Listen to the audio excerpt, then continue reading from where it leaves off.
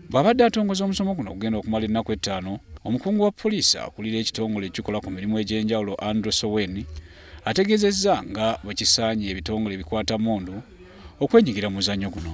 We are the forces, the chiefs of the forces have gone back to revive sports. And to confirm that is that we have annually the inter-forces games and shooting is part of it.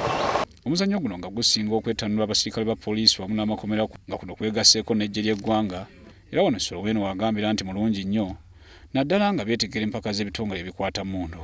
Omukungu okuva mu ggwanga lya Bugirimaani Dr. Awi Lester yakulemedde kusomesa abantu bano n'agamba nti ebbula ly'ebikozesebwa mu muzannyo guno kye kikuumidde Uganda emabega.